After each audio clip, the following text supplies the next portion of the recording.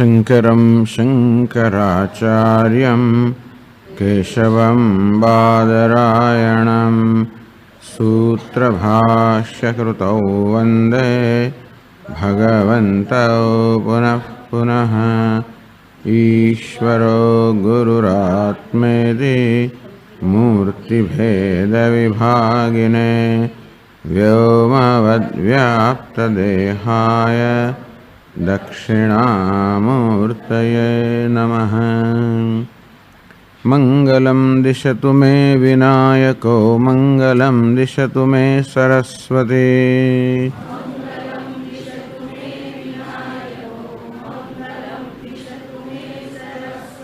मङ्गलं दिशतु मे महेश्वरी मङ्गलं दिशतु मे सदाशिवः।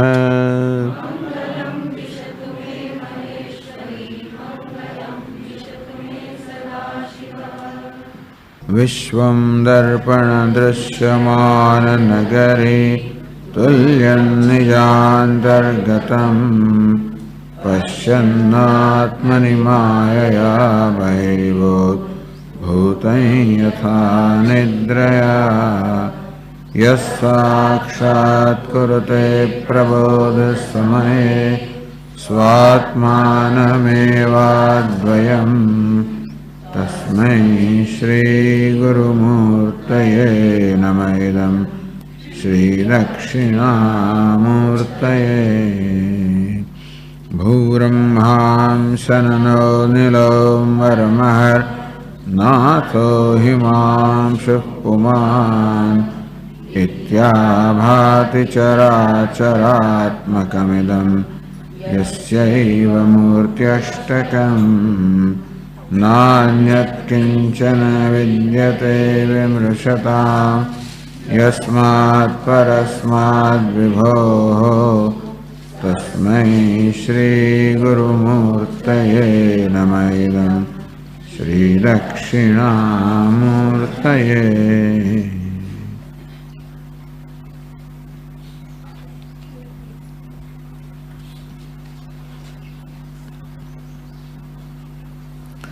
कथम एवं विधा माया निवर्तेते यदि पृच्छतः। माया जे आ प्रकारनी છે स्वप्ने जागृति वा एष पुरुषः माया परिभ्रामितः। स्वप्નમાં જાગ્રતમાં સર્વાવસ્થામાં જ્યાં જીવાત્મા વાસ્તવમાં સદાશિવ છે સદાશિવને જે સતત ભ્રમમાં રાખે છે એને કારણે સતત ભમાવે છે। एक स्थितिમાંથી બીજી સ્થિતિમાં એક જન્મમાંથી બીજા જન્મમાં એક મૃત્યુમાંથી બીજા મૃત્યુમાં સતત ભ્રમણ કરાવે છે। અહીં જે માયા છે કથમ નિવર્તેત આ માયાની નિવૃત્તિ કેમ થાય અર્થાત આ માયાના પ્રભાવમાંથી કેમ મુક્ત થવું यदि પૃચ્છતઃ તો આત્મજ્ઞાન જરૂર આ માયાનો નિવૃત્તિનો કે માયાને નાશ કરવાનો ઉપાય છે તો છે જ, પરંતુ એ આત્મજ્ઞાનનું પણ શું સાધન છે? ઈશ્વરોપાસના રૂપ તદુપાય પ્રકીર્યતે। તો કે આત્મજ્ઞાનની પ્રાપ્તિનો ઉપાય છે આત્માની ઈશ્વરની સદાશિવની કૃપા કે એમનો અનુગ્રહ। તો ભગવાન સદાશિવનો અનુગ્રહ પ્રાપ્ત કરો। એ કેમ પ્રાપ્ત કરો? ઈશ્વરોપાસના રૂપ ભગવાન સદાશિવની ઉપાસનાથી એમની ભક્તિથી આરાધનાથી ઉપાસનાથી એમની સાથે તાદાત્મ્ય સિદ્ધ કરવું। આ રીતે સગુણ ભગવાન જે છે એમની સાથે તાદાત્મ્ય સિદ્ધ કરવાથી એમના અનુગ્રહથી નિર્ગુણ કે નિર્વિશેષ પરમાત્મા છે તેમનું આત્મ સ્વરૂપ જ્ઞાન થાય। આ પ્રકારે કર્મમુક્તિનો પ્રકાર તદુપાય પ્રકીર્યતે। આ 9મા શ્લોકમાં આ રીતે પહેલા ભગવાન સાથે તાદાત્મ્ય અને પછી એમના અનુગ્રહથી મુક્તિ આ પ્રકારનો ઉપાય છે। એ ઉપાય આ શ્લોકમાં કહેવામાં આવ્યો છે। 36 તત્વરૂપાસુ પરમેશ્વર મૂર્તિષુ। આ ભગવાનની 36 મૂર્તિઓ છે, અર્થાત આ 36 તત્વનો આ ભગવાન બનેલો છે। તો ભગવાન જે વાસ્તવમાં એના પારમાર્થિક રૂપમાં જે નિર્વિશેષ છે, નિરાકાર છે, એને જ આ બધા આકાર ધારણ કરવા છે. તેથી આ સમગ્ર બ્રહ્માંડ એ ભગવાનનું શરીર છે. એ રીતે પ્રશ્નોપનિષદને 16 કલહ પુરુષ કહેવામાં આવ્યો. એ પરમાત્માની 16 કળાઓ છે. ચાલો, ક્યાંક 16 કળા કહેવામાં આવી, ક્યાંક 36 કળા કહેવામાં આવી. તો શિવ આગમમાં ભગવાન સદાશિવને 36 તત્વોનો બનેલો ભગવાન સદાશિવનું જે પ્રગટ રૂપ છે, સગુણ રૂપ છે, સાકાર રૂપ છે, એ આ 36 તત્વોનું કે 36 અંગોનું બનેલું છે. પરમેશ્વર મૂર્તિશુ, આ ભગવાનની મૂર્તિ, તો આવા એમનો વિગ્રહ જે છે, એનો દેહ છે, એ આ 36 અંગોનો કે 36 તત્વોનો બનેલો છે. તે શું? એ 36 જે તત્વો છે, 36 અંગો છે, 36 મૂર્તિઓ છે. એમાં અષ્ટમૂર્તે સર્વૈ પ્રત્યક્ષેણ ઉપલભ્યંતે, એમાં જે 8 એમની મૂર્તિ છે, અર્થાત 8 એમના અંગ છે, 8 તત્વ છે, એ બધા એનો પ્રત્યક્ષતા એટલે સીધે સીધો અનુભવ કરી શકે છે. અને તેથી એ 8 જે એમના પ્રત્યક્ષ અંગો છે, એમને ધ્યાનમાં, એમને કેન્દ્રમાં રાખીને આ ભગવાન સદાશિવની સગુણ ભગવાનની ઉપાસનાનું વિધાન કરવામાં આવ્યું. અનુમયાસુ નમન ક્ષિપ્રમ આરોહતી, તો જે પ્રત્યક્ષ કે અપરોક્ષ અનુભવનો વિષય નથી, જે અનુમાનનો વિષય છે, એ અનુમાન એટલે જે આપણે જોઈ ના શકીએ. આમ સામે ધુમાડાને જોઈને આપણે અગ્નિ છે પ્રકાર અનુમાન કરી શકીએ, પરંતુ મન એ અગ્નિની કલ્પના ન કરી શકે. જે અગ્નિ સામે દેખાય છે એની કલ્પના કરવી, એનું ધ્યાન કરવું મન માટે સરળ છે. પરંતુ જે ધુમાડો, જે અગ્નિ દેખાતો નથી, તો ધુમાડાને જોઈને માત્ર અગ્નિ એનું અનુમાન કરતા હોય ત્યારે અગ્નિ પ્રત્યક્ષ દેખાતો નથી, તો એવા અગ્નિનું ધ્યાન કરવું એ મન માટે અઘરું છે. એટલે અનુમયાસ, જે વસ્તુ અનુમાનનો વિષય છે, મનઃ ન ક્ષિપ્રમ આરોહતી, મનમાં ક્ષિપ્ર એટલે જલ્દીથી કે સરળતાથી એમાં આરૂઢ થતું નથી, અર્થાત એને પોતાનો વિષય બનાવી શકતો નથી, એની સાથે તાદાત્મ્ય સિદ્ધ કરી શકતો નથી. તેથી મૂર્ત્યષ્ટકમય બ્રૂતે ગુરુ, આ ઉપાસકની કે સાધકની આ મુશ્કેલીને ધ્યાનમાં રાખી અને ગુરુ અર્થાત ભગવાન શંકરાચાર્ય આ અષ્ટમૂર્તિ, ભગવાનની 8 મૂર્તિ કે એમના 8 અંગ છે, જે પ્રત્યક્ષ છે, એનો સર્વાત્મા ભાવના, પોતે સર્વનો આત્મા છે. વાસ્તવમાં ભગવાન સદાશિવ સર્વનો આત્મા છે, બંને રીતે. તો ભગવાન સદાશિવ તો ચૈતન્ય રૂપ હોવાને કારણે સર્વનો આત્મા છે, એ તો હું પણ સર્વનો આત્મા છું, એ જ્ઞાનનો વિષય છે.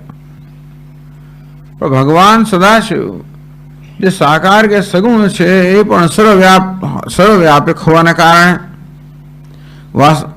તો મુખ્ય અર્થમાં સર્વનો આત્મા છે.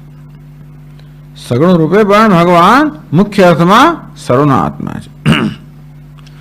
તો એમની સાથે, એમની ઉપાધિ સાથે મારી ઉપાધિનું તાદાત્મ્ય કરીને હું પણ સગુણ રૂપે સર્વનો આત્મા છું એ પ્રકારની ભાવના કરવી. તો ચૈતન્ય રૂપે સર્વનો આત્મા છું એ જ્ઞાનનો વિષય છે, ભાવનાનો વિષય નહીં. પણ ઉપાધિ રૂપે હું સર્વનો આત્મા છું એ ભાવનાનો વિષય છે. સર્વાત્મ ભાવના, આમ હું સર્વનો આત્મા છું એ પ્રકારની ભાવના કરવા માટે ગુરુજી અર્થાત ભગવાન શંકરાચાર્યજી આપણને આ ભગવાન સદાશિવનું જે 8 અંગોનું બનેલું શરીર છે, એનો આપણને ધ્યાન માટે કે તાદાત્મ્ય માટે ઉપદેશ કરે છે આ 9મા શ્લોકમાં. તો 166મા પાન પર બહુ સંક્ષેપમાં ટીકાકાર આપણને આ શ્લોક સમજાવે છે, કારણ કે વાર્તિકાનો વિસ્તાર કરવાના છે. એ સામાન્ય રીતે ટીકાકાર રામતીર્થજી છે એ શ્લોકો સંક્ષેપમાં સમજાવતા હોય છે. તો કહે છે, भूहु अंभांसी अनलह अनिलह अंबरम पंचमाभूत पृथ्वी ज अग्नि वायु અને આકાશ. અહરનાથ અહરનાથ શું છે એટલે કહે છે ટીકાકાર અહરનાથ સૂર્ય અહ એટલે કે દિવસ એનો નાથ એટલે દિવસનો નાથ એટલે સૂર્ય હિમાંશુ જે જાણીતા શબ્દો છે પ્રચલિત છે એનો અર્થ નથી કરતા. હિમાંશુ એટલે ચંદ્ર. પુમાન એટલે શું? પુમાન એટલે કે માણસ.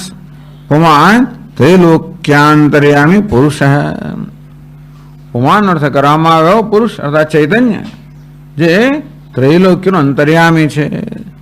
સમગ્ર જગતનો આત્મા વિશ્વાત્મા છે. ત્રિલોક અંતર્યામી છે એવો ચૈતન્યનો અર્થ અહીંયા પુમાન કરવામાં અથવા યદ્વા પુમાન ભોગતા. તો પુમાન એટલે કે જીવાત્મા ક્ષેત્રજ્ઞ ભોગ કરતા ભોગતા આત્મા. અન્યત પ્રસિદ્ધમ આ બાકીના બધા શબ્દો પ્રચલિત જાણીતા હોવાને કારણે એમનો અર્થ નથી કરતા. इति आभाति चराचरात्मक विधम यस्यैव मूर्त्यष्टकम इति यदिदम एवं ए प्रकार यदिदम चराचरात्मकम भगवान चर अचरात्मक भगवान चेतन અને જડ રૂપ સ્થાવર અને જંગમ રૂપ ચેતન ને જડ રૂપ ચરાચર રૂપ આભાતિ આ સમંતાત ભાતિ જે ચારે બાજુ આવી રીતે ભાષ્ય રહ્યું છે પ્રગટ થઈ રહ્યું છે. તત્સર્વમ યસ્ય મૂર્ત્યષ્ટકમ આ પ્રકારે પંચમહાભૂત સૂર્યચંદ્ર ચૈતન્ય અર્થાત કહેવામાં આવતું તે પ્રમાણે પ્રકાશ્ય પ્રકાશક એમને સાત છે દૃશ્ય છે પ્રકાશ્ય છે. આઠમો પુમાન એ પ્રકાશક છે. આમ પ્રકાશ્ય પ્રકાશક રૂપનો ભોગતા ભોગ્ય રૂપનો આ ભગવાનનું જે આઠ મૂર્તિનું અંગોનું બનેલું આ દેહ શરીર છે એ કોનું? યસ્યૈવ મૂર્ત્યષ્ટકમ આ ભગવાનનું શરીર છે. ભગવાન સદાશિવનું આ બ્રહ્માંડ રૂપી શરીર છે. તો આવો દેહ જે ધરાવનારા છે એવા ભગવાન નમસ્કાર. તસ્મૈ નમઃ ઇતિ સંબંધ. કથમ એતत् વિશ્વમ ઈશ્વરમૂર્તિ રૂપમ ईश्वरात् भिन्नत्वादस्य कथम एतद् विश्वम ईश्वर मूर्ति रूपम आ समग्र जगत છે એ ભગવાનની મૂર્તિ છે ભગવાનનો વિગ્રહ છે ભગવાનનો દેહ છે એવું આપ કેવી રીતે કહી શકો? ઈશ્વરાત ભિન્નત્વાદસ્ય આ જગત તો ઈશ્વરથી ભિન્ન છે. ઈશ્વર જગતનું સર્જન કરનાર છે પાલન કરનાર છે નિમિત્ત કારણ છે ચૈતન્ય છે અને આ જગત તો પાલિત છે વગેરે. ટૂંકમાં એ નિયામક છે આ નિયમ્ય છે એ સર્જક છે આ સર્જન છે એ ચેતન છે આ જળ છે. આ જગત તો ઈશ્વર કરતા ભિન્ન છે. તો પછી આ જગતના આપણે ઈશ્વરનું મૂર્તિ કે સ્વરૂપ કે વિગ્રહ કે શરીર કેમ કહી શકીએ? પ્રશ્ન કર્યો. એટલે સામાન્ય રીતે જગત વિશે જે કલ્પના કરવામાં આવે છે કે ઈશ્વર જગત કરતા ભિન્ન છે એ માત્ર એ ખ્યાલને સ્વીકારના પ્રકારનો પ્રશ્ન કરવામાં આવ્યો. ઇતિ આશંક્યા એવી આશંકા કરીને એનો ઉત્તર આપે છે કે એવું તો જે સ્થૂળ બુદ્ધિ ધરાવનાર લોકો છે એમને એવું લાગે એમને આ જગતમાં ઈશ્વરના દર્શન ના થાય. આ જગતમાં ઈશ્વર ક્યાં છે? એમાં ઈશ્વર ક્યાં છે? તો જે સ્થૂળ બુદ્ધિના મનુષ્યો છે જેમને ઈશ્વર વિશે અમુક પ્રકારનો ખ્યાલ છે એમને આ વિશ્વમાં જગતમાં ઈશ્વર ન દેખાતો સમજાયું છે. ના અન્યત કિંચન વિદ્યતે વિમૃશતામ વિચારમ કરવતામ પણ જે લોકો વિચાર કરે છે એમને માટે યસ્માત પરસ્માદ વિભો યસ્માત પરસ્માદ સ્વરકારણા વિભો જે પરમ છે સર્વનું કારણ છે વિભુ અર્થાત વ્યાપક છે. अपरिच्छिन्नादीश्वरात् न विद्यते विचार करनारा सूक्ष्म बुद्धिना जे मनुष्य છે અધિકારીઓ છે એમની દ્રષ્ટિમાં તો આ સર્વવ્યાપક પરમાત્મા સિવાય એમની દ્રષ્ટિમાં બીજું કંઈ છે જ નહીં. વિચાર્યમાણે ઈશ્વરાत् પૃથક સ્વાતંત્ર્યેણ જગત અભાવાत् સર્વમસ્મિन् કલ્પિતમ વિચાર્યમાણે જ્યારે વિચાર કરવામાં આવે ત્યારે જોઈએ કે ઈશ્વરાત પૃથક સ્વાતંત્ર્યેણ જગત અભાવાત, ઈશ્વરથી ભિન્ન આ જગત નામની વસ્તુ સ્વતંત્ર નથી. અર્થાત જગતને ધારણ કરનાર કોઈ છે. ચલો અસ્થિભાતી પ્રિયની વાત નથી કરતા, પણ બ્રહ્માંડના સ્તરે, સર્જનના સ્તરે જોઈએ તો પણ આ સમગ્ર જગતને ધારણ કરનાર કોઈ નિયતિ છે, કોઈ વ્યવસ્થા છે. જેવી રીતે આપણા દેહના ભિન્ન ભિન્ન અંગોને ધારણ કરનાર એક ચૈતન્ય છે. એટલે સ્થૂળ રૂપે જોતા એમ લાગે કે ચૈતન્ય તો આ દેહ કરતા જુદો છે, આ દેહ ને ચૈતન્ય, પરંતુ આ દેહ જે છે વાસ્તવમાં ક્યારે જીવંત રહી શકે? આ દેહમાં સંવાદેલા ક્યારે હોય? આ દેહ અનેક અંગોનો બનેલો છે, એ એક જ હસ્તી હોય એ પ્રકારે વર્તે છે. આમ હાથ, પગ, મસ્તક વગેરે અંગો જુદા જુદા હોવા છતાં પણ એ બધા વાસ્તવિક સર્વમાં એક ઐક્ય છે, સર્વમાં સંવાદિતા છે, સર્વમાં એક સહકાર છે, સર્વ એકબીજાને મળીને કામ કરતા હોય છે, અને તેથી એ દરેકમાં એક ઐક્ય છે. એનો અર્થ એ થયો કે આ બધાને જોડનાર એક તત્વ છે, જે તત્વ આ દેહમાં સર્વત્ર વ્યાપ્ત છે. આ દેહના અણુ અણુમાં એક તત્વ વ્યાપ્ત છે, જેનાથી આ દેહ ભિન્ન નથી, જે આ દેહને ધારણ કરનાર છે.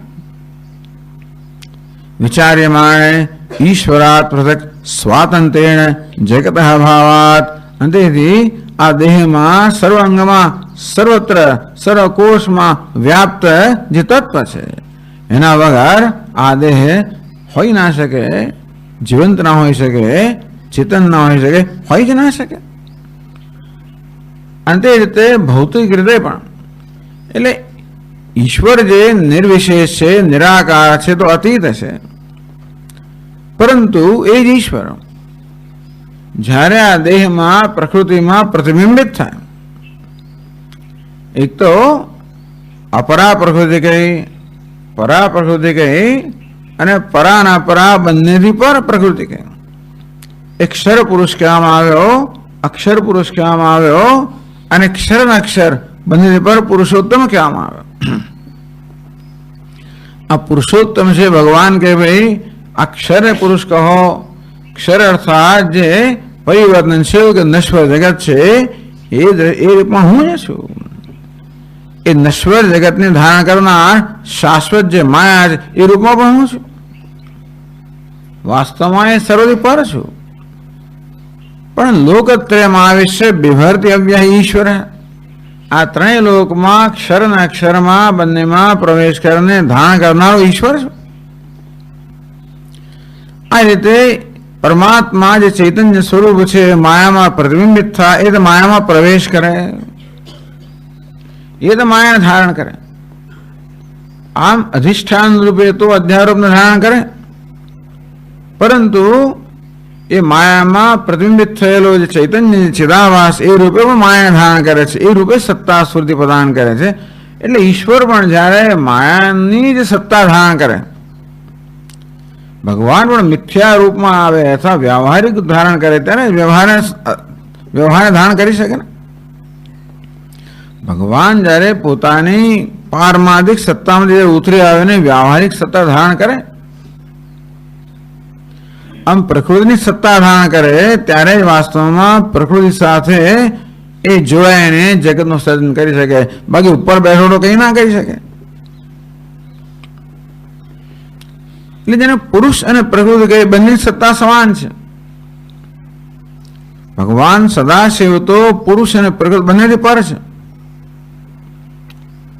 પુરુષ એટલે પ્રકૃતિ સમાજ જોડાયેલો, પ્રકૃતિમાં પ્રતિબિંબિત થયેલો, પ્રકૃતિને ચેતનતા પ્રદાન કરનાર. એ પુરુષના રૂપમાં, એ પ્રતિબિંબિત ચૈતન્યના રૂપમાં એ પ્રકૃતિને સમગ્ર જગતને ધારણ કરનાર છે. એ રીતે સર્વત્ર વ્યાપ્ત છે. એટલે કે પારમાર્થિક રૂપમાં, વ્યાવહારિક રૂપમાં પણ ચૈતન્ય જગતમાં સર્વત્ર વ્યાપ્ત છે, ને એ રીતે સમગ્ર જગતને ધારણ કરનાર છે. એટલે જે લોકો વિચાર કરનારા છે, જો કે આ જળ નામની વસ્તુ નથી, આ તો ચેતન જ છે, સર્વત્ર ચૈતન્ય છે. એ જ ઇન્ટેલિજન્સ, એ સર્વજ્ઞતા, એ ચેતનતા સર્વત્ર વ્યાપ્ત છે ને. જેમ સ્વામી મહારાજ કહે એમ આ જગત શું છે? ભગવાનની સર્વજ્ઞતાની અભિવ્યક્તિ છે. આ જ્ઞાન જ જગત બનેલું છે ને. જ્યાં જો ત્યાં આપણને સર્વજ્ઞતા દેખાય, ઇન્ટેલિજન્સ દેખાય, સર્વજ્ઞતા દેખાય, જ્ઞાન દેખાય, સંવાદિતા દેખાય. માત્ર આ ચેતનમાં જ નહીં. એટલે વૃક્ષ, વનસ્પતિ, જીવજંતુઓ કે પ્રાણીઓ છે, પશુઓ, મનુષ્યો, આ બધામાં તો દેખાય જ છે જાણે. પણ જેને આપણે જળ કહીએ છીએ, જળની અંદર પણ એ જ ચેતનતા, એ જ ઇન્ટેલિજન્સ, એ જ સર્વજ્ઞતા, વાસ્તવમાં એ જ સર્વજ્ઞતા વ્યાપ્ત છે. તો જ્ઞાનનો આશરો ચેતન જ હોય. આમ સર્વત્ર જ્ઞાન વ્યાપ્ત છે, ચેતનતા વ્યાપ્ત છે સર્વત્ર. તેથી એટલે સર્વજ્ઞતા વ્યાપ્ત છે અને તેથી એ ચેતનતા સર્વત્ર વ્યાપ્ત છે. વિમૃષ્ટતા, વિચાર કરનાર લોકો માટે તો ચૈતન્ય સિવાય પરમાત્મા સિવાય છે જ નહીં. એ જ સર્વજ્ઞ પરમાત્મા સંવાદિતાના રૂપમાં, ધર્મના રૂપમાં, નિયતના રૂપમાં, સર્વને ધારણ કરનારા રૂપમાં સર્વત્ર વ્યાપ્ત છે. આ રીતે વ્યવહારના સ્તરે આપણે બે તત્વ જોઈએ છીએ, પુરુષ અને પ્રકૃતિ. પણ આપણે સમજવું જોઈએ કે આ પુરુષ પણ પ્રકૃતિના સ્તરનો જ છે. પુરુષ પણ પ્રકૃતિના સ્તરની વ્યાવહારિકતા પ્રાપ્ત કરે ત્યારે જ વાસ્તવમાં પ્રકૃતિને ધારણ કરી શકે.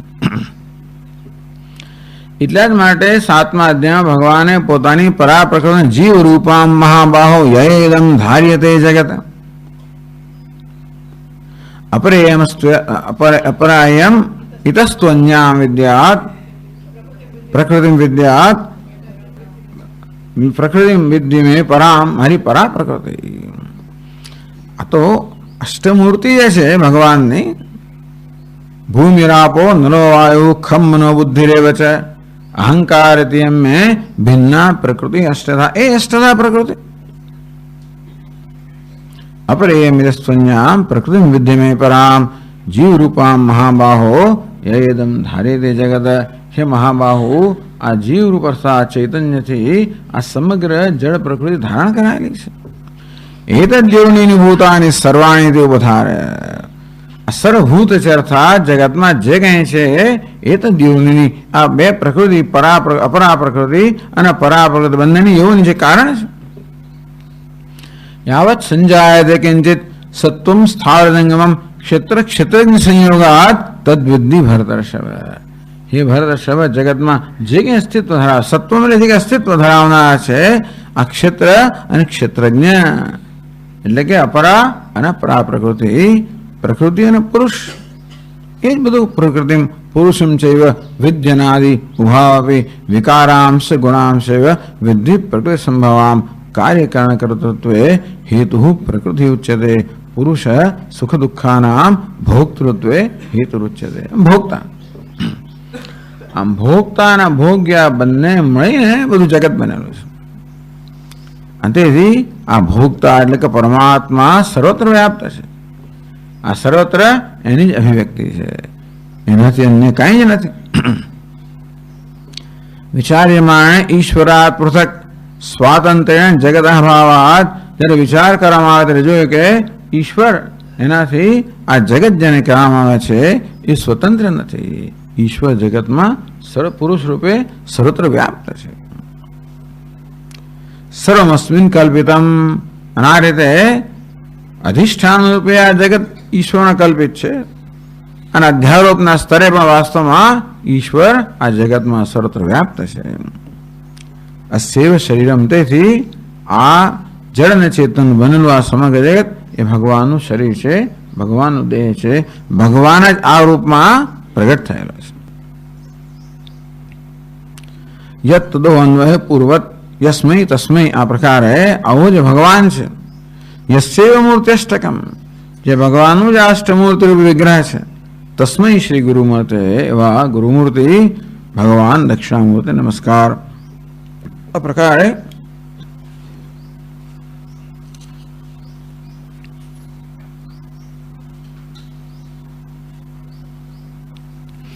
એટલે જ કહ્યું ને ગઈકાલે, વિશ્વમ ભૂતમ ભૂરમ ચિત્રમ બહુધા જાતમ જાયમાનમ ચેત સર્વેશ રુદ્ર. વિશ્વરૂપેણ ભૂતરૂપેણ ચ બહુધા જાતમ, આ વિશ્વના રૂપમાં અને જીવના રૂપમાં પણ બહુ રીતે જન્મેલું, જાયમાનમ જન્મી રહેલું, યત જે કાંઈ છે, ચિત્રમ વૈવિધ્યપૂર્ણ, આ ભુવના જગત જે છે એ વાસ્તવમાં રુદ્ર જ છે. રુદ્ર જ આ છે વિશ્વરૂપે અને જીવ રૂપે, બહુ ભિન્ન ભિન્ન રૂપે, વિવિધ રૂપે એ જે જન્મેલો છે, જન્મી રહ્યો છે એ જ છે. આ પણ હકીકત હોવાને કારણે ઉપાસના શક્ય છે. આ વિશ્વ ભગવાનનું શરીર હોવાને કારણે, ભગવાનની અભિવ્યક્તિ હોવાને કારણે એ ભગવાનના ધ્યાન માટેનું આલંબન બની શકે ને. એટલા માટે વિશ્વને જ ભગવાનના ધ્યાનનું આલંબન બનાવીને એ દ્વારા ભગવાનને પેલા તાદાત્મ્ય દ્વારા પછી ભગવાન ઐક્ય સિદ્ધ કરવું, આ પ્રકાર આ 9મા શ્લોક બતાવવામાં આવ્યો. તો 168માં પાન પરથી વાર્તિકાર આપણને હવે આ શ્લોક સમજાવે છે.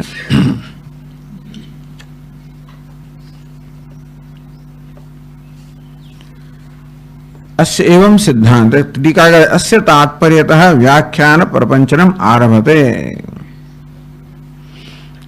अस्य तात्पर्यतः, तो आ श्लोकનું તાત્પર્ય સમજાવતા વ્યાખ્યાન પ્રપંચનમ પ્રપંચનામ આરભતે, તો વ્યાખ્યાનનો વિસ્તાર કરવા માટે આ તાત્પર્યને ધ્યાનમાં રાખીને આ શ્લોકની વ્યાખ્યાનો વિસ્તાર કરવાનો પ્રારંભ કરે છે. અસ્ય એવમ સિદ્ધાંત, આ શ્લોકમાં આ સિદ્ધાંત સમાયેલો છે. તો ચોથા શ્લોકમાં કહે છે, જો કે એની પહેલા ટીકાકાર સમજાવી દે છે, અત્ર ઇદમ વિવક્ષિતમ, આમાં આ કહેવાની ઈચ્છા છે. વક્તુમ ઈચ્છા વિવક્ષા, તો આ કહેવાની ઈચ્છા છે આ શ્લોકની અંદર. અષ્ટમૂર્ત્યાત્મકમ સર્વમ જગત તચ્ચ મહેશ્વર વિગ્રહમ ષટ્ત્રિંશત તત્વાત્મકમ.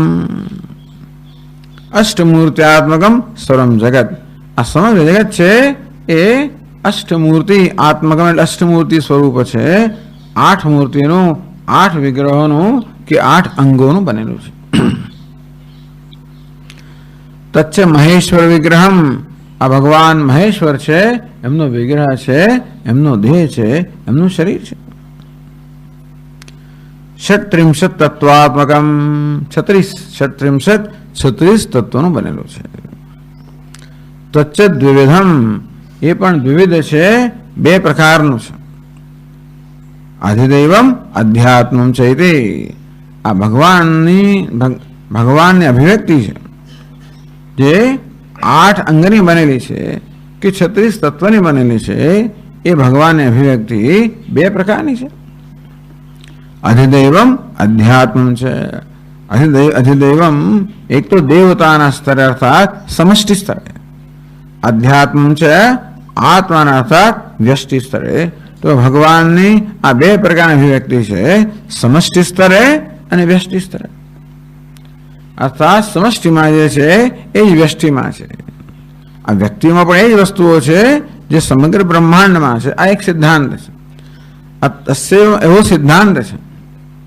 સિદ્ધાંત શું છે? એ સિદ્ધાંત એ રીતે ઉપાસના શક્ય બને છે. આ ભાવના ક્યારે શક્ય બને? આ પ્રકારનો સિદ્ધાંત હોય ત્યારે કે સમગ્ર બ્રહ્માંડમાં જે છે એ બધું જ આ વ્યક્તિગત દેહમાં છે. કયા કવિએ કહ્યું છે ને કે ભાઈ એક જ એક જ રીતિના કણની અંદર સમગ્ર બ્રહ્માંડ, એક જ રીતિના કણમાં સમગ્ર બ્રહ્માંડ, કોઈ એક કવિએ કહેલું છે. એવું એ લોકોને પણ જણાવ્યું છે ક્યારેક ક્યારેક. આપણે ત્યાં તો જિંદગી ભરતી છે જ, પણ આવી જાતની દર્શન, આવી ઝાંખી ક્ષણ માટે દુનિયામાં 2 થયેલી છે. એક આવા દેલા ખુશ થયેલા, અંદર અહીંયા જુઓ તો આ ભરપૂર છે. આટલું જરા થયું તો આટલી મહાનતા પ્રાપ્ત કરી કવિઓએ. કારણ કે એમનું દરાજ ચાલે ને દુનિયાની અંદર, પ્રચાર કોનો થાય? જ્યારે અહીં તો જુઓ, આ કવિત્વની આગળ બીજા કોનો હિસાબ જ ક્યાં રહ્યો? તો આ કવિત્વ ક્યાંથી આવ્યું છે? એ જે તે શાસ્ત્રો જુઓ, આ બધા આગમમાંથી લાવે, પેલો વેદમાંથી આવે. ટૂંકમાં આ રીતે સમગ્ર આ શાસ્ત્રનો વિસ્તાર જુઓ ભારતની અંદર, તો અને કેટલા બધા પ્રકારની ઉપાસનાઓ, કેટલા બધા પ્રકારની ઉપાસનાઓ. એમાં એક પ્રકારની ઉપાસના કહેવામાં આવશે, પણ આ ચિંતન નથી, આ દર્શન છે. આ વિચાર કરીને ફિલોસોફી નથી આ બધી. આ એટલે એને દર્શન કહેવામાં આવ્યું. આ કે મનના તુક્કાઓથી ગોળા ગબડાઈને આવેલી વસ્તુઓ નથી, પરંતુ દર્શન કરવાને કારણે આવેલા સિદ્ધાંતો છે. તો એવું નથી કે કોઈ બેઠા બેઠા એવું ચિત્ર દોર્યું, એવું નથી. આ તો જે જોયું, દર્શન કર્યું, અનુભવ્યું, પ્રત્યક્ષ એનું વર્ણન કર્યું. એટલે આને એ લોકો, અંગ્રેજ લોકો સ્પેક્યુલેશન કહે છે. કારણ કે એ લોકો એવું બેઠા બેઠા કરે ને. પશ્ચિમમાં ફિલોસોફી, તત્વજ્ઞાન, સ્પેક્યુલેશન. સ્પેક્યુલેશન એટલે શું? કલ્પના કરવી, ઉત્પ્રેક્ષા કરવી, બસ બેઠા બેઠા. Arm chair philosophy.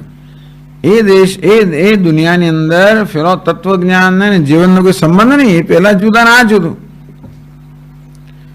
આ બધા એરિસ્ટોટલ કહો કે જે કહો એમને એમણે જે કહ્યું તે અને એમના દેશમાં જીવન એનો કોઈ સંબંધ નથી, જુદી જ વસ્તુ છે.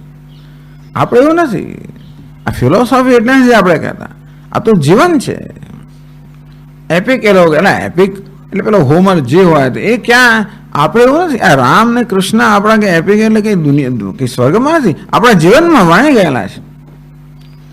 એટલે ભારતીય સંસ્કૃતિમાં ધર્મ જ નહીં, પરંતુ વાસ્તવમાં તત્વજ્ઞાન વણાઈ ગયેલું છે. આપણે માત્ર કોઈ સિદ્ધાંત નથી બેસીને વિચાર કરવાનો, પરંતુ ખરેખર તો એનો સાક્ષાત્કાર કરવા માટે જીવન છે. એ પ્રકારનો આપણો અભિગમ છે. એ માત્ર બે ચાર ફિલોસોફરો કે તત્વચિંતકોનો માત્ર પ્રિવિલેજ હોય કે વિશેષ અધિકાર એવું નથી. દરેક મનુષ્ય કેવી રીતે એ પોતાના જીવનનો સિદ્ધાંત બનાવે અને જીવંત કરે, એ માટેનો આખો ઉપદેશ છે. દુનિયામાં જાઓ, બધાને ભેગા કરો ને કન્વર્ટ કરો, આ કરો ને રાજ જમાવો, એવી જાતની ફિલોસોફી નથી.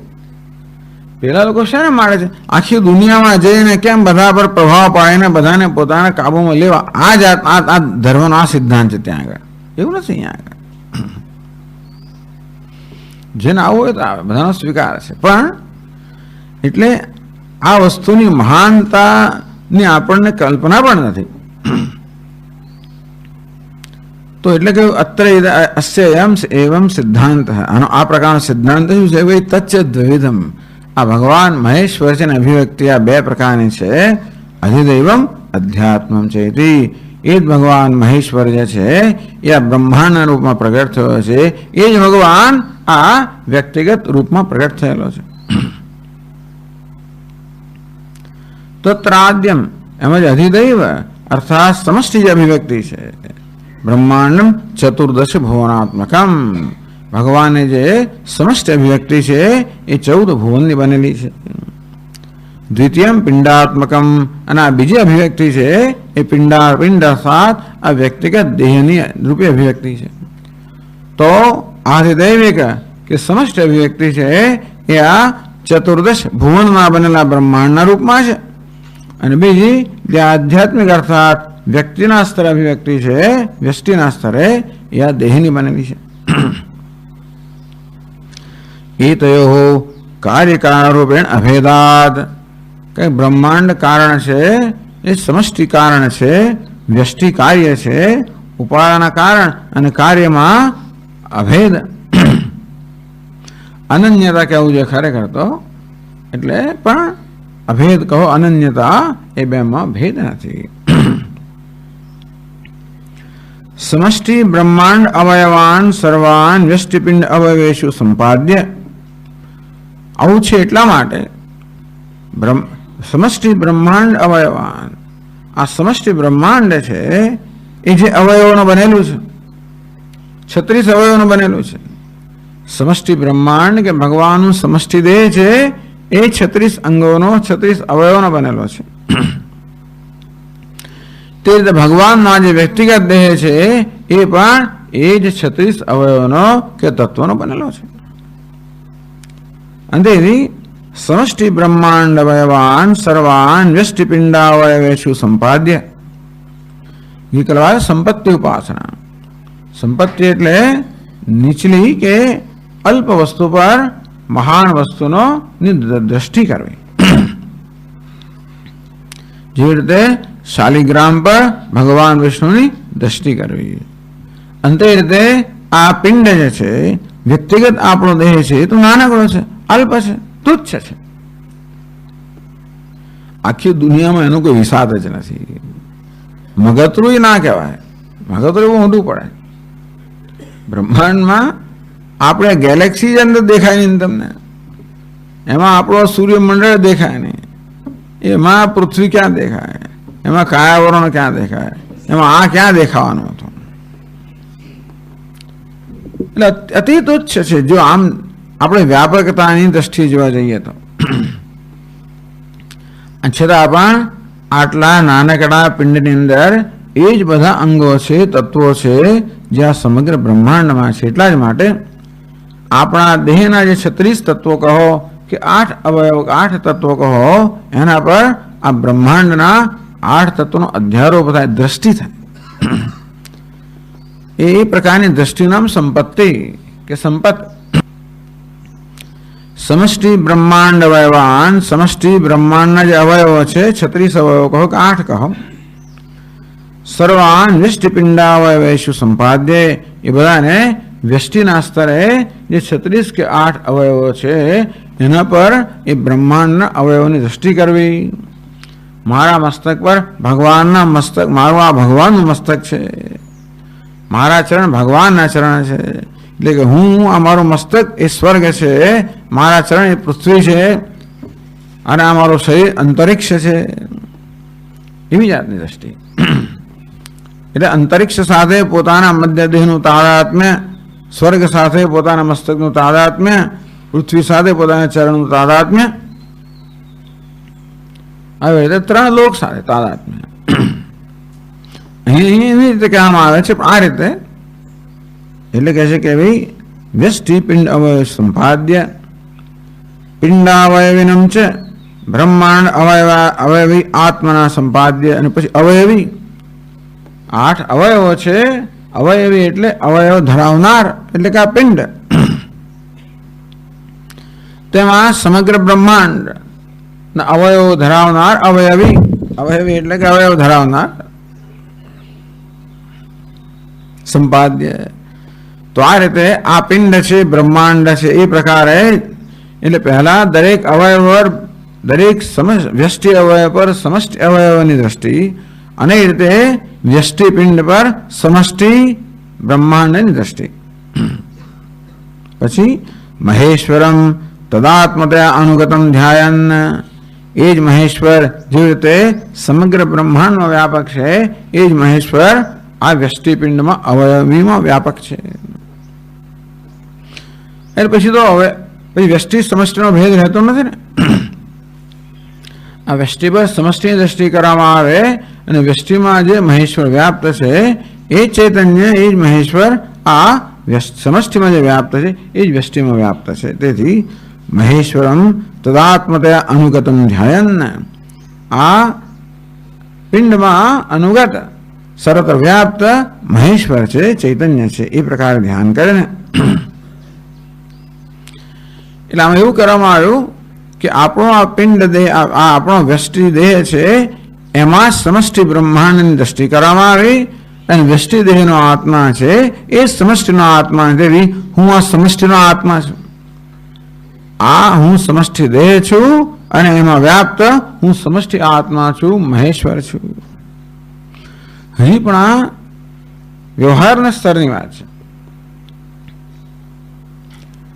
તસ્મિન સ્થિરીકૃતાંતઃકરણ, આ પ્રકારે મહેશ્વરમાં એના ધ્યાનમાં પોતાના અંતઃકરણને જેને સ્થિર બનાવેલું છે, આ રીતે સમષ્ટિમાં વ્યાપ્ત મહેશ્વર સાથે જેણે તાદાત્મ્ય સિદ્ધ કર્યું છે. આનું નામ ભક્તિ. ભક્તિ એટલે તાદાત્મ્ય. આમ જેની સાથે આપણે પ્રેમ હોય તો આપણે તાદાત્મ્ય સિદ્ધ કરીએ જ ને.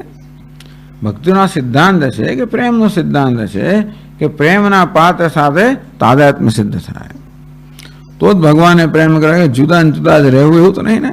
અંતેથી ભગવાને તાદાત્મ્ય સિદ્ધ કરવું. આ વે ઉપનિષદના સ્તરની ભક્તિ છે.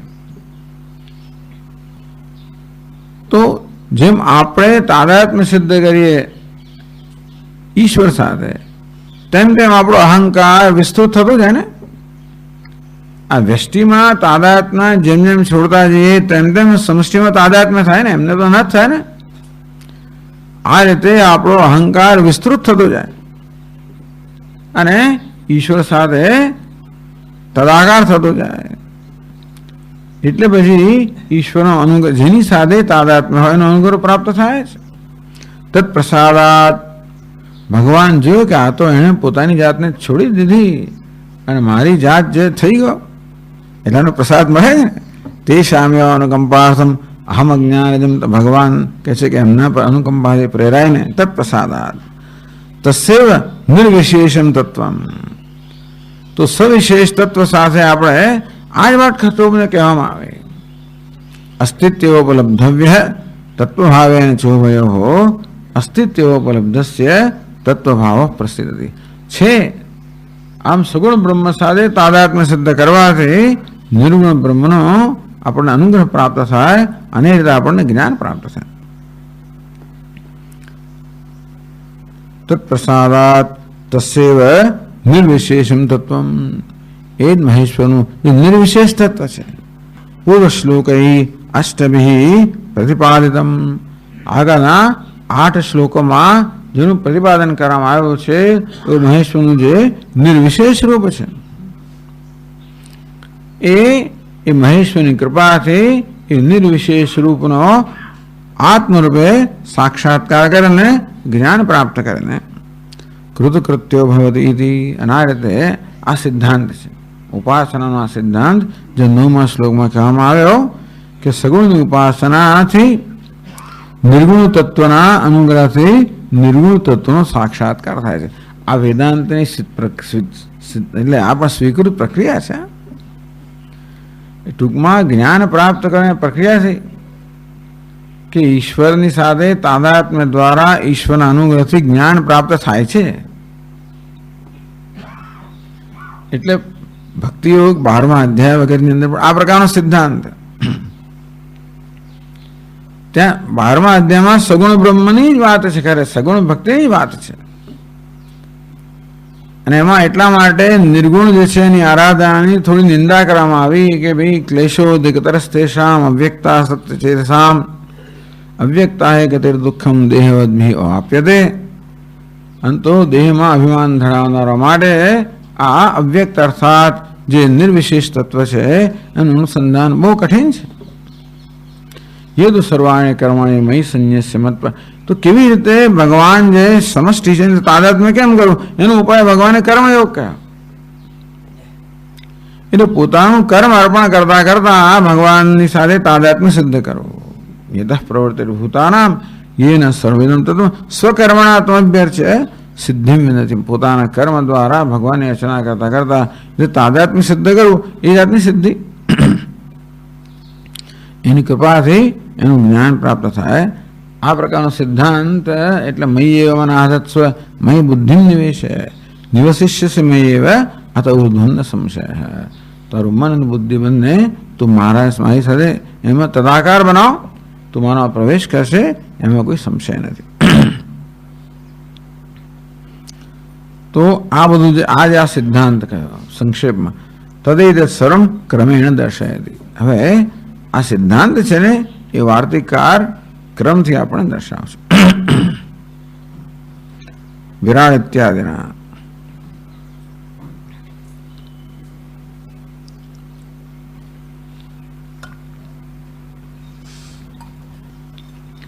ચાલો ચોથો શ્લોક આપણે વાંચીએ. विराट शरीरे ब्रह्मांडे प्राणिनामपि विग्रहे षट्त्रिंशत् तत्व संघातः सर्वत्राप्यनुवर्तते।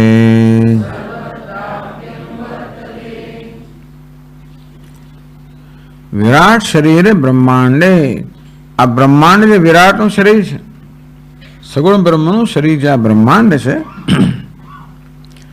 પ્રાણીના વિગ્રહ, પ્રાણીનો અર્થાત મનુષ્યનો વિગ્રહ છે, અર્થાત જે વ્યષ્ટિ શરીર છે. ષટ્ત્રિંશत् તત્વ સંઘાત, આ 36 તત્વનો જે સમુદાય, સંઘાત સમુદાય, સર્વત્રાપી અનુવર્તતે, સર્વત્ર એટલે અધિદૈવમાં અને અધ્યાત્મમાં, સમષ્ટિમાં અને વ્યષ્ટિમાં આ 36 તત્વ જે છે એ સર્વત્ર વ્યાપ્ત છે. ટૂંકમાં એ જ 36 તત્વોનો બ્રહ્માંડ બનેલું છે, એ જ 36 તત્વોનું આ વ્યષ્ટિ બનેલ છે. ટીકા કરે છે બ્રહ્માંડે સમષ્ટિ રૂપે પ્રાણીના વિગ્રહ વ્યષ્ટિ રૂપે. આવું કહ્યું, પ્રાણીઓના શરીરમાં અને બ્રહ્માંડ એટલે વિરાટના શરીરમાં. એક વિરાટનું શરીર છે જેને આપણે બ્રહ્માંડ કહીએ, એક પ્રાણીનું શરીર છે જેને આપણે આ વ્યક્તિગત દેહ કહીએ.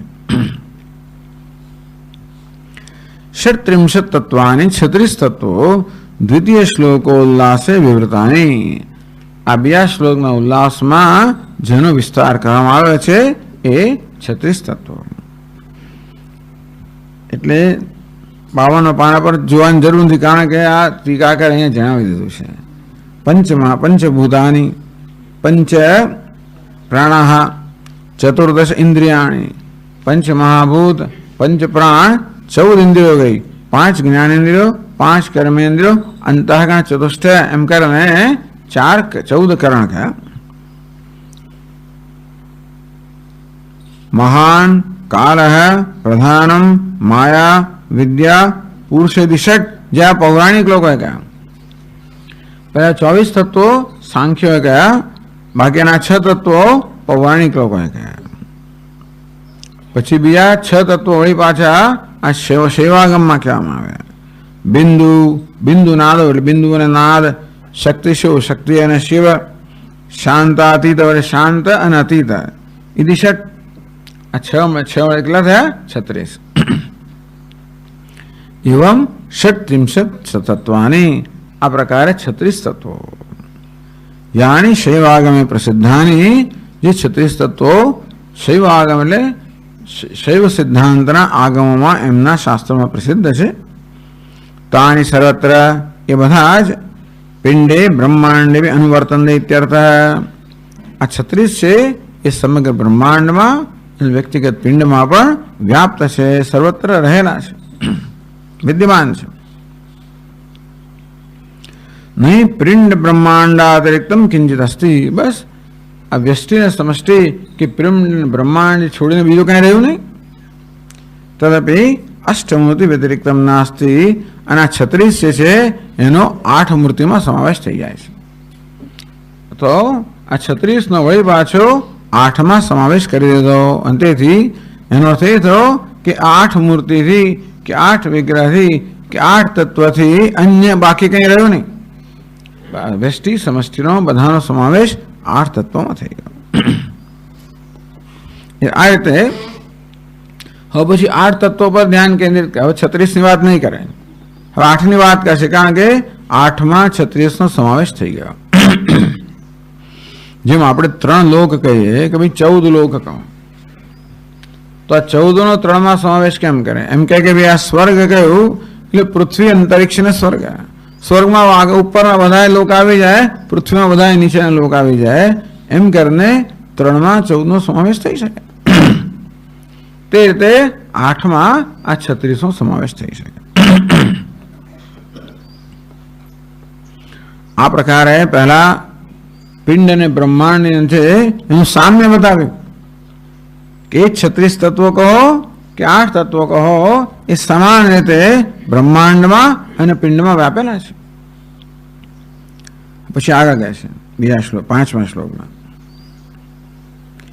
व्याप्तिर्व्यष्टि शरीरेऽस्मिन् मनसो व्यष्टिरूपिणः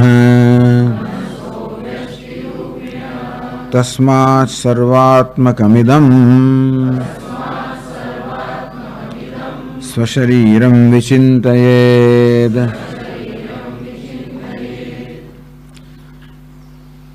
अस्मिन् व्यष्टि शरीरे व्यष्टि रूपिणः मनसः व्याप्तिः।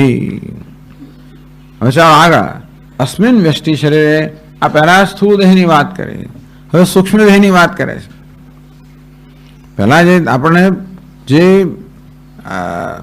પ્રત્યક્ષ છે એ બ્રહ્માંડ જે ભગવાનનું સ્થૂળ શરીર છે અને આપણું સ્થૂળ શરીર, એ સ્થૂળ શરીરમાં સૂક્ષ્મ શરીર વ્યાપ્ત છે, તો સ્થૂળ શરીર ચેતનવંતું હોઈ શકે. તો આ આપણે અત્યારે જોઈએ છીએ, જાણીએ છીએ કે આપણા વ્યષ્ટિ દેહ જે સ્થૂળ દેહ છે એમાં સૂક્ષ્મ દેહ કે સૂક્ષ્મ શરીર વ્યાપ્ત છે. અસ્મિન વ્યષ્ટિ શરીરે, આ વ્યષ્ટિ અર્થાત વ્યક્તિગત દેહની અંદર વ્યષ્ટિ રૂપિણ મનસ વ્યાપ્તિ. આ વ્યક્તિગત માને છે કે સૂક્ષ્મ શરીર છે એ આ વ્યક્તિગત સ્થૂળ શરીરમાં વ્યાપ્ત છે. આ જાણીતું છે એટલે પહેલા એને કહે છે. તેવી જ રીતે આ સમષ્ટિની અંદર પણ સમષ્ટિ જે વિરાટનો દેહ છે તેમાં સમષ્ટિ સૂક્ષ્મ શરીર હિરણ્ય ગર્ભ વ્યાપ્ત છે. આ પ્રકારની વ્યવસ્થા. તો જે વ્યવસ્થા સમષ્ટિમાં જે વ્યષ્ટિમાંથી સમષ્ટિની વ્યવસ્થા સમજી શકીએ. તો તે રીતે આ વિરાટ શરીરમાં હિરણ્ય ગર્ભ છે. સમષ્ટિમાન કે સમષ્ટિ સૂક્ષ્મ શરીર હિરણ્ય ગર્ભ, આ વિરાટ એટલે સમષ્ટિ સ્થૂળ શરીરમાં એ રીતે વ્યાપ્ત છે. આ પ્રકારના સામ્યથી પણ આજે સ્થૂળ સૂક્ષ્મ શરીરનો બનેલો આ જે વ્યષ્ટિ પિંડ છે એ જ વાસ્તવમાં સર્વનો આત્મા છે. તસ્માત સર્વાત્મકેદમ સ્વશરીરમ વિચિંતય. તેથી આ સ્વશરીરમ, આ મારું શરીર છે એ સર્વનો આત્મા છે, એ સર્વ ભૌતિક જે ભગવાનની અભિવ્યક્તિ છે એનું હું આત્મા છું, એ રીતે વિચિંતય. આ પ્રકારની ચિંતન કરવું જોઈએ, આ પ્રકારનું ભાવના કરવી જોઈએ, આ પ્રકારે ધ્યાન કરવું જોઈએ. તો જો ટીકા કરે છે, તત્ર પિંડે બ્રહ્માંડ સંપાદન પ્રકાર વક્તુમ તાવત નિમિત્તમાં. તો પિંડમાં બ્રહ્માંડ સંપાદન, પિંડમાં બ્રહ્માંડની દ્રષ્ટિ કરવી, સંપાદન સંપત્તિ દ્રષ્ટિ કરવી. આ પિંડમાં બ્રહ્માંડની દ્રષ્ટિ કરવી એ કેવી રીતે કરવી, કયા પ્રકારે કરવી? તાવત નિમિત્તમાં. એના માટે નિમિત્ત આપણને કહે છે, સમાનતા કહે. નિમિત્ત એટલે સમાનતા. અહીંયા આગળ જો સંપદ ઉપાસનામાં સામ્ય જે છે નિમિત્ત બને છે. જેમ ભગવાન અમે નાનો લાલો હોય એમાં આપણે શ્રી કૃષ્ણની દ્રષ્ટિ ક્યારે કરીએ? એ લાલાના જે બધા અંગો વગેરે છે એવા શ્રી કૃષ્ણ હોય ત્યારે. તો આ રીતે આ સંપદ ઉપાસનામાં એટલે કે એક પર આ નાનકડી વસ્તુ પર ભગવાન કે દેવતાનો આરોપ કે દ્રષ્ટિ કરવા માટે નિમિત્ત જોઈએ, સામ્ય નિમિત્ત છે, સમાનતા. તે રીતે આ વ્યષ્ટિ પિંડ પર સમષ્ટિની દ્રષ્ટિ કે ભાવના કરવા માટે નિમિત્ત છે ને, સમાનતા જોઈએ. અને તેથી આ વ્યષ્ટિમાં જે છે એવી જ વસ્તુ સમષ્ટિમાં છે, એ પ્રકારની સમાનતા રૂપે નિમિત્ત અહીં બતાવે છે, જેથી આપણે આવી ભાવના કરી શકીએ. એટલે તત્ર પિંડે બ્રહ્માંડ સંપાદન પ્રકાર વક્તુમ. આ પિંડમાં બ્રહ્માંડની ભાવના કરવા માટે નિમિત્ત એટલે જે વસ્તુ આપણને એ કરવા મદદરૂપ થાય, એટલે કે સામ્ય જે છે એ બંનેનું સામ્ય બતાવે છે. વ્યાપ્તિ ટીકાકાર વ્યષ્ટિ રૂપેણ મનસ અસ્મિન વ્યષ્ટિ શરીરે વ્યાપ્તિ યસ્માત તસ્માત યોજના. અમે તસ્માત લખ્યું છે ને આ શ્લોકમાં બીજી પંક્તિમાં યસ્માત નથી, એટલે ટીકાકાર એ આપણે બતાવે છે કે યસ્માત અસ્મિન વ્યષ્ટિ શરીરે મનસ વ્યષ્ટિ રૂપેણ વ્યાપ્તિ. તસ્માત કારણ કે આ વ્યક્તિગત દેહમાં આપણું વ્યક્તિગત મન વ્યાપ્ત, સૂક્ષ્મ શરીર વ્યાપ્ત છે. આ સ્થૂળ શરીરમાં સૂક્ષ્મ શરીર સર્વત્ર વ્યાપ્ત છે. કારણ કે સૂક્ષ્મ શરીરના કારણે આ વ્યક્તિગત દેહમાં ચેતનતા છે. આ દેહનો એક એક કોષ ચેતન છે, બતાવે છે કે આ વ્યક્તિગત સૂક્ષ્મ શરીર વ્યક્તિગત સ્થૂળ શરીરમાં વ્યાપ્ત છે. કારણ કે આવું છે તેથી આ ઉપાસના થઈ શકે. કારણ કે વ્યષ્ટિમાં આવું છે અને સમષ્ટિમાં પણ એવું છે, એટલા માટે આ પ્રકારની ઉપાસના થઈ શકે. તસ્માત સ્વશરીરમ ઇદમ સ્વશરીરમ સર્વાત્મક વિચિંતયેત. તેથી આ આપણું શરીર છે એ સર્વાત્મા છે એ પ્રકારની ભાવના થઈ. કારણ કે આ વ્યષ્ટિ શરીરમાં મન અર્થાત મન જેમાં પ્રધાન છે એવું સૂક્ષ્મ શરીર વ્યાપ્ત છે. તેથી આ પણ હું પણ વ્યાપ્ત છું, બધે સર્વનો આત્મા છું. એટલે આત્મા કોને કહેવાય? જે વ્યાપ્ત છે. જેવી રીતે આ સૂક્ષ્મ આ સ્થૂળ આત્મા કોણ છે? સૂક્ષ્મ શરીર એટલે કે મન એમ કહેવાય. જેવી રીતે મન આ સ્થૂળ શરીરનો આત્મા છે, તેવી રીતે હું આ સમગ્ર બ્રહ્માંડનો આત્મા છું.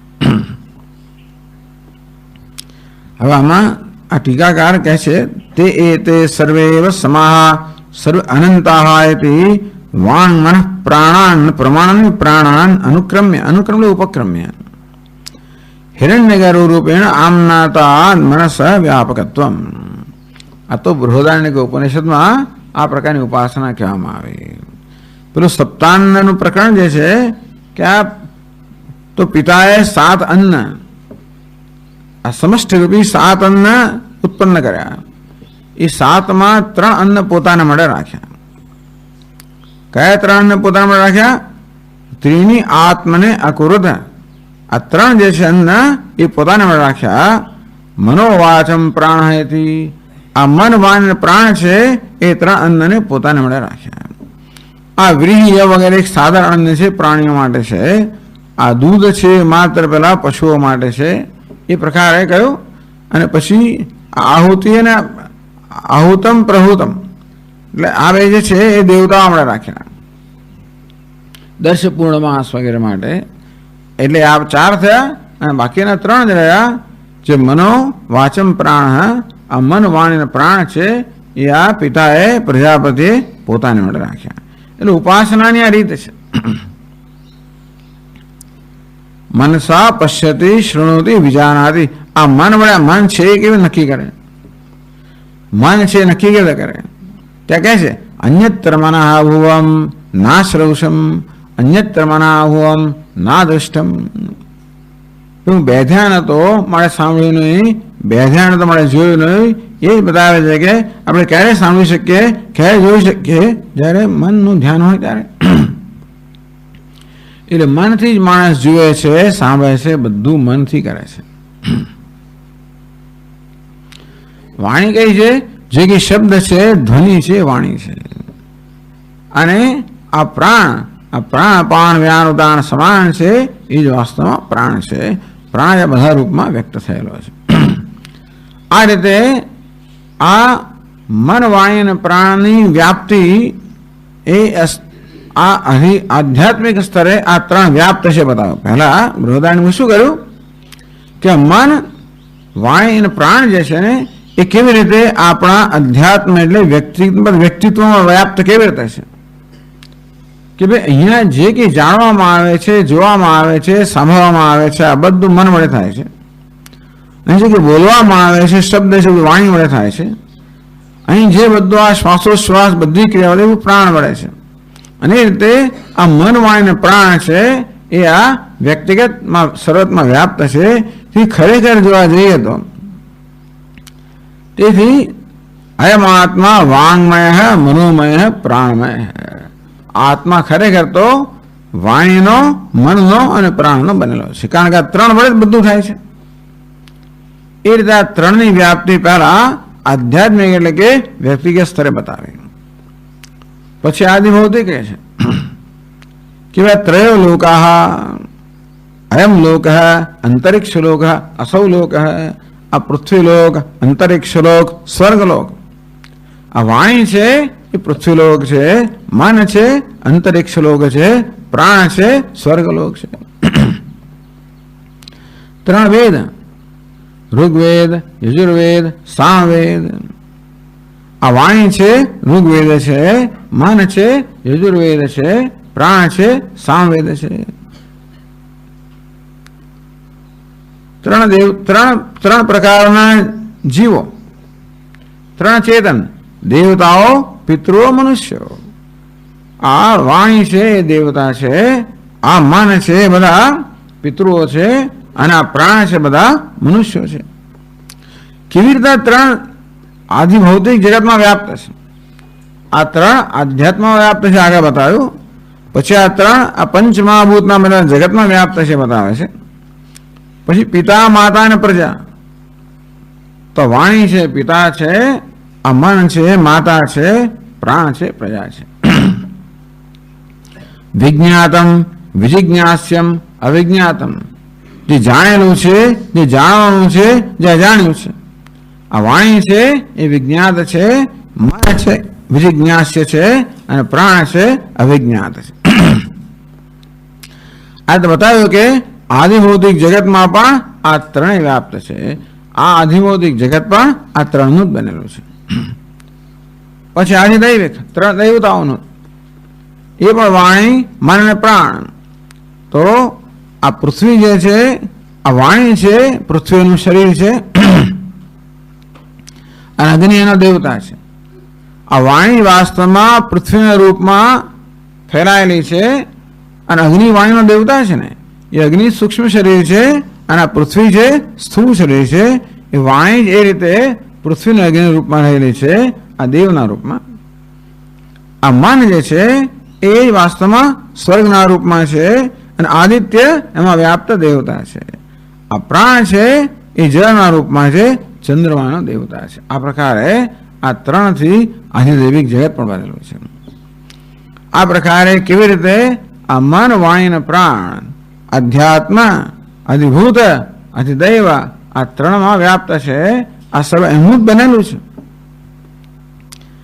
પછી કે તે સર્વે સમાહ સર્વે અનંતા. આ મન, વાણી અને પ્રાણ બધા સમાન છે, બધા આનંદ છે, બધા સર્વત્ર વ્યાપ્ત છે. વાણી પૃથ્વી લોકમાં વ્યાપ્ત છે, આ મન છે સ્વર્ગમાં વ્યાપ્ત છે, આ પ્રાણ છે જળમાં, ચંદ્રલોકમાં વ્યાપ્ત. આ પ્રકારે અમની વ્યાપ્તિથી બતાવ્યું કે આ બધા આનંદ છે. એવું કેમ બધા? એ રીતે જયારે ઉપાસના કરવામાં આવે ત્યારે ઉપાસક અનંત બની જાય. તેથી આધિદૈવિક રૂપેણ અશેષ જગત વ્યાપ્તિમંત યાવત સંસાર ભાવના વા એવમેશ ઉપાસનીયા ઇતિ. તેથી આ રીતે આમની ઉપાસના કરવી જોઈએ. આધિદૈવિક રૂપેણ એટલે કે સમગ્ર જગતમાં વ્યાપ્ત છે. તેથી વાણી, મન અને પ્રાણ સાથે તાદાત્મ્ય કરવાથી, અને વાણી, મન અને પ્રાણ કેવી રીતે આધ્યાત્મિક, આધિભૌતિક, આધિદૈવિક જગતમાં વ્યાપ્ત એ પ્રકારે દ્રષ્ટિ કરવાથી આ ઉપાસક પણ વાસ્તવમાં સર્વવ્યાપ્ત બની જાય, હિરણ્યગર્ભ બની જાય. એટલે એ વસ્તુને અહીંયા આગળ અહીંયા કહેવામાં તે સર્વે સમાહ સર્વ અનંતા. આ વાણી, મન ને પ્રાણ બધા સમાન છે, બધા આનંદ છે, બધા સર્વવ્યાપ્ત છે.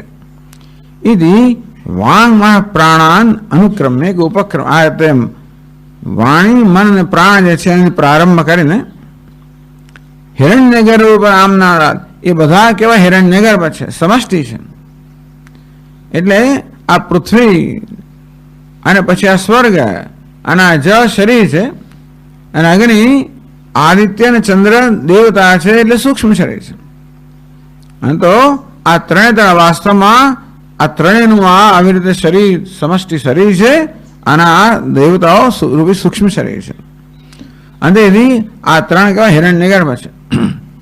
હિરણ્યગર્ભ ઉપર આમનાનાથ. તો જેને પહેલા વાણી, મન, વાણી અને પ્રાણ કયા એમની જ વ્યાપકતા બતાવ્યાને એ ત્રણ હિરણ્યગર્ભ છે એ પ્રકારે કહેવામાં આવ્યું. મનસ વ્યાપકત્વમ. અને આ રીતે આ મન પણ સર્વત્ર વ્યાપ્ત છે. આ મનની વ્યાપકતા બતાવી, મનની, વાણીની, પ્રાણની વ્યાપકતા બતાવી સમગ્ર સર્વત્ર.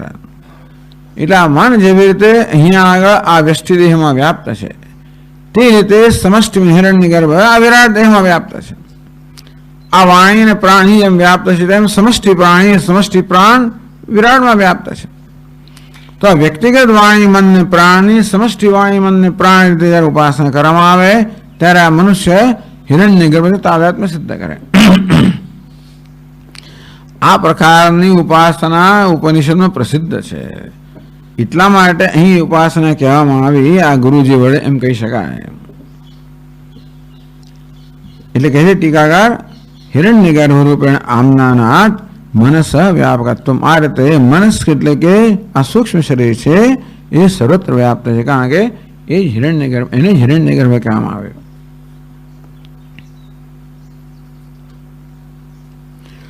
તસ્ય મન પ્રધાન પ્રધાન લિંગાત્મન. હિરણ્ય ગર્ભ કોણ છે? લિંગા. હિરણ્ય ગર્ભ એટલે સમષ્ટિ સૂક્ષ્મ શરીર. એમાં મન કયું પણ એટલે સૂક્ષ્મ મન પ્રધાન. આ સૂક્ષ્મ શરીરમાં મનની પ્રધાનતા છે. એટલે મન જ્યારે કહેવામાં ત્યારે સૂક્ષ્મ શરીર સમજવાનું, અને સૂક્ષ્મ શરીર સર્વત્ર વ્યાપ્ત હોવાના એ હિરણ્ય ગર્ભ છે એમ સમજવાનું. એટલે તસ્ય હિરણ્ય ગર્ભસ્ય મન પ્રધાન લિંગાત્મન. આજે હિરણ્ય ગર્ભ છે લિંગાત્મા એટલે સમષ્ટિ સૂક્ષ્મ શરીર છે. સમષ્ટિ શરીરસ્ય, અને આ વિરાટ જે જેનું શરીર છે તત્કાર્ય વ્યષ્ટિ શરીર વ્યાપ્તિ ઉપત્તે છે. તો આ વ્યષ્ટિ શરીર છે એ સમષ્ટિનું કાર્ય છે. જેવી રીતે આ ઘડો જે છે એ માટીનું કાર્ય છે. તો માટી કેવી છે? વ્યષ્ટિ છે. ઘડો કેવો છે? સમષ્ટિ છે. તો નહીં, ઘડો વ્યષ્ટિ છે, માટી સમષ્ટિ છે. તો સમષ્ટિ માટી, બસ થોડાક લોકો તો સાંભળે છે, ચાલો. એટલે કેટલાક લોકો એમાં જરા વાંધો ઉઠાવ્યો છે કહ્યું એમાં. તો માટી જે સમષ્ટિ છે એ ઘડો જે વ્યષ્ટિ છે વ્યાપ્ત છે, તેવી રીતે હિરણ્ય ગર્ભ સમષ્ટિ છે આ વ્યષ્ટિમાં વ્યાપ્ત છે. એટલે કહ્યું સમષ્ટિ શરીરસ્ય તત્કાર્ય વ્યષ્ટિ શરીરે વ્યાપ્તિ ઉપપત્તે છે. આ સમષ્ટિ છે એ વ્યષ્ટિમાં વ્યાપ્ત છે, કારણ કે વ્યષ્ટિ કાર્ય છે, સમષ્ટિ કારણ છે. તદ્વારા વ્યષ્ટિપિંડસ્યાભિ યુક્તમ સર્વાત્મકમ. એ દ્વારા એટલે ઘડો પણ માટી છે એમ કહી શકાય કે ઘડો એમ કે હું સર્વનો આત્મા છું. આમ ઘડો શું ભાવના કરે કે આ માટી મારામાં વ્યાપ્ત છે, માટીનું હું બનેલો છું, એ જ માટી બધા ઘડામાં વ્યાપ્ત છે, તેથી માટી રૂપે હું સર્વનો આત્મા છું. આમ ઘડો એમ કહી શકે કે હું સર્વનો આત્મા છું. આ પ્રકારે ઘડો સમષ્ટિ સાથે બધા જ ઘડાઓ સાથે તાદાત્મ્ય સિદ્ધ કરી શકે. તે રીતે આ સાધક પણ પોતે વ્યષ્ટિ છે, પરંતુ સમષ્ટિ સાથે સંકળાયેલો છે, કારણ કે સમષ્ટિથી અભિન્ન છે. સમષ્ટિ આ વ્યષ્ટિમાં વ્યાપ્ત છે, અને તેથી હું ભલે વ્યષ્ટિ કહેવા વાસ્તવમાં તો માટી જ છું, વાસ્તવમાં હિરણ્ય ગર્ભ જ છું, અને રૂપે સમગ્ર રીતે વ્યાપ્ત છું. માટે હું આ સમષ્ટિમાં વ્યાપ્ત છું. એ પ્રકારની ભાવના આ ઉપાસક કરી શકે. આ રીતે વ્યષ્ટિ પર સમષ્ટિનો આરોપ કરે એ રીતે સંપદ ઉપાસના સંભવિત છે. એટલે બતાવ્યું કે આ વ્યષ્ટિ પર સમષ્ટિની દ્રષ્ટિ થઈ શકે. એક તો ઉપનિષદમાં એ ઉપાસના પ્રસિદ્ધ છે, તદુપરાંત જે અંતઃકરણ કે જે હિરણ્ય ગર્ભ આ સમષ્ટિમાં વ્યાપ્ત છે એ હિરણ્ય ગર્ભ એ મનવા વ્યષ્ટિમાં વ્યાપ્ત છે. અને તેથી વ્યષ્ટિના સમષ્ટિમાં તાત્વિક રીતે તફાવત નથી. અને તેથી હું પણ સમષ્ટિ છું, હું પણ વિરાટ છું, જેમાં આ મનરૂપી સૂક્ષ્મ શરીર વ્યાપ્ત છે.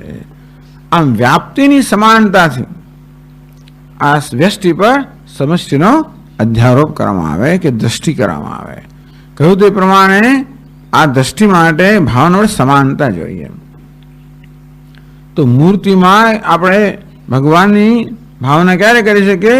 એ મૂર્તિમાં અને ભગવાનમાં સમાનતા હોય ત્યારે. તે રીતે આ વ્યષ્ટિમાં સમષ્ટિની ભાવના ક્યારે કરી શકીએ? વ્યષ્ટિમાં અને સમષ્ટિમાં સમાનતા હોય. વ્યાપકતા રૂપી સમાનતા હોવાને કારણે વ્યષ્ટિમાં સમષ્ટિની ભાવના થઈ શકે. આમ ભાવના થઈ શકે કે કરવી જોઈએ એ પ્રકારે સિદ્ધ કર્યા પછી હવે આ વ્યષ્ટિમાં સમષ્ટિની દ્રષ્ટિ કેમ કરવી, વ્યષ્ટિના ભિન્ન ભિન્ન અંગોમાં સમષ્ટિના ભિન્ન અંગોની કેમ દ્રષ્ટિ કરવી, એ હવે વિગતવાર આપણે વાર્તિકાર બતાવશે, એ આપણે જોઈશું. ॐ पूर्णमदः पूर्णमिदं पूर्णात् पूर्णमुदच्यते पूर्णस्य पूर्णमादाय पूर्णमेवावशिष्यते। ॐ शान्ति शान्ति शान्तिः। शङ्करं शङ्कराचार्यं केशवं बादरायणं सूत्रभाष्यकृतौ वन्दे भगवन्तौ पुनः पुनः। ईश्वरो गुरुरात्मेति मूर्तिभेदविभागिने व्योमवद्व्याप्तदेहाय दक्षिणामूर्तये नमः। ॐ शान्ति शान्ति शान्तिः। हरिः ॐ श्रीगुरुभ्यो नमः। हरिः ॐ।